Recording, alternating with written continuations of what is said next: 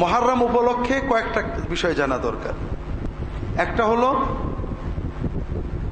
মুহররমে আমরা কি করব না, আর মুহররম উপলক্ষে আমাদের উম্মতের ভিতরে যে সমস্ত সমস্যা আছে এগুলো আমাদের আলোচনা করা দরকার।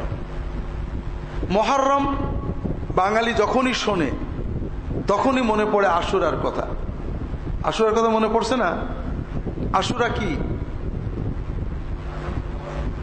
আশুরা আমাদের মনে কি জন্য প্রসিদ্ধ? কারবালার ঘটনা।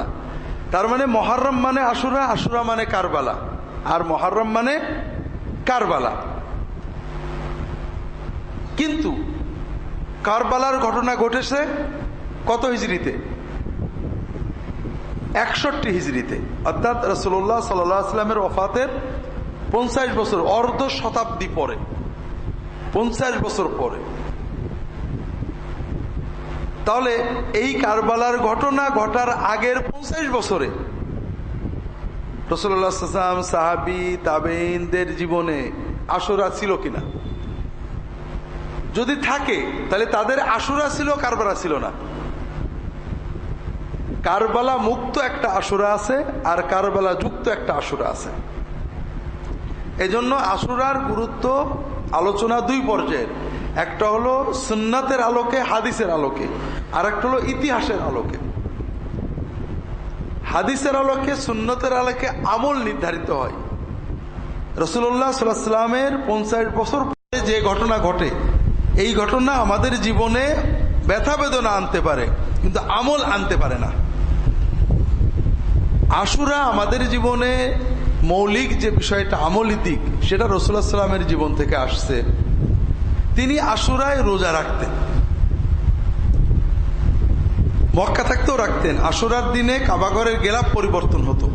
আশুরার দিনটাকে আরবের লোকেরাও গুরুত্ব দিত। মদিনায় যাওয়ার পরে রাসূলুল্লাহ সাল্লাল্লাহু আলাইহি ওয়াসাল্লাম দেখেন মদিনার ইহুদিরা আশুরায় রোজা রাখে। তিনি বলেন, তোমরা কেন রোজা রাখো? তারা বলে, এই দিনে আল্লাহ তাআলা মূসা আলাইহিস সালামকে ফিরআউনের কবল থেকে বাঁচিয়েছিলেন, এই জন্য মূসা এই দিনে রোজা রাখছিলেন। আমরাও মূসা আলাইহিস সালামের সুন্নত হিসেবে রোজা রাখি।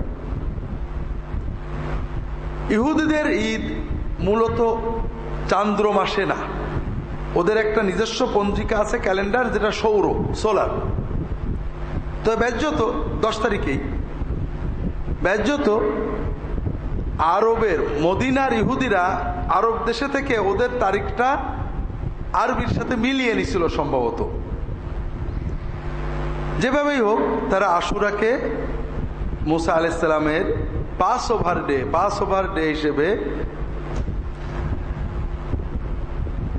রোজা পালন করত। রাসূলুল্লাহ সাল্লাল্লাহু আলাইহি ওয়াসাল্লাম বললেন, নাহনু আহাক্কু বি মূসা মিনকুম। মূসার সুন্নত, মূসার এই নাজাতের কৃতজ্ঞতায় শরীক হওয়ার ব্যাপারে আমাদের হক বেশি, আমরা আশুরা রোজা রাখবো। রাসূলুল্লাহ আগেও রেখেছেন।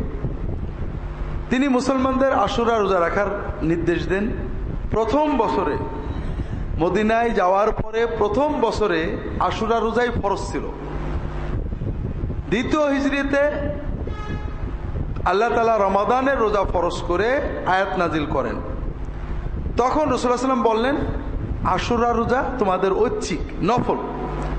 যদি কেউ আশুরা রোজা রাখে ভালো, না রাখলে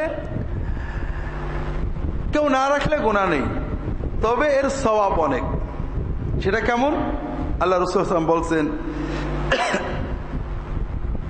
সাওমু ইয়াউমে আশুরা ইউকাফিরুস সানাতাল্লাতী ক্বাবলাহা। আশুরা রোজা রাখলে পূর্বের 1 বছরের গুনাহ, ভুলভ্রান্তি আল্লাহ তাআলা ক্ষমা করে দেন। তিনি আশুরায় রোজা রাখতেন, একদিনই রাখতেন। কয়েক বছর পরে সাহাবীরা বলেন যে আশুরাতে তো ইহুদিরা একটা রাখে, আমরাও একটা রাখলাম, তাহলে ইহুদিদের মতো হয়ে গেল। তখন রাসূলুল্লাহ সাল্লাল্লাহু আলাইহি ওয়াসাল্লাম বললেন, লা ইনিশতুল কাবিলা, আমি যদি আগামী বছর বেঁচে থাকি তাহলে এই আশুরার সাথে আগে একদিন অথবা পরে একদিন, 2 দিন রাখবো, একদিন না। আমরা অনেক সময় মনে করি একদিন রোজা রাখা ঠিক না, একদিন রোজা রাখাতে দোষ নেই, শুধু আশুরার রোজা একদিন রাখা উচিত না। এই জন্য আশুরার যে সুন্নত আমল সেটা হলো আশুরা উপলক্ষে 9 জিলহজ এবং 9 মুহররম এবং 10ই মুহররম অথবা 10, 11, 9, 10ই বেশি আসছে হাদিসে, রোজা রাখা, নফল রোজা রাখা, এটা আমরা পালন করার চেষ্টা করব। আল্লাহ তাআলা তৌফিক দান করুন, আমিন। মুহররমে আশুরায় রোজা ছাড়া আর কোনো আমল সুন্নতে নেই। আমাদের সমাজে মুহররম উপলক্ষে এবং আশুরা উপলক্ষে নফল নামাজ, বিভিন্ন আমল যা আছে সবগুলোই বানোয়াট বা খুবই দুর্বল, ভিত্তিহীন। যেমন মুহররম উপলক্ষে খানা পিনা করা, মুহররম উপলক্ষে পায়ে খড়ম দিয়ে চলা, পায়ে জুতা না পরা, শোক করা অথবা আনন্দ করা, এ দুটোই বানোয়াট। এর কোনোটাই ইসলামে বা সুন্নতে রাসূলুল্লাহ সাল্লাল্লাহু আলাইহি ওয়াসাল্লামের কর্মে কোনো ভিত্তি নেই। শুধু একটাই আমল সুন্নত দ্বারা প্রমাণিত, সেটা হলো আশুরার রোজা। এটা হলো সুন্নতের আলোকে, রাসূলুল্লাহ সাল্লাল্লাহু আলাইহি ওয়াসাল্লামের হাদিসের আলোকে আশুরা।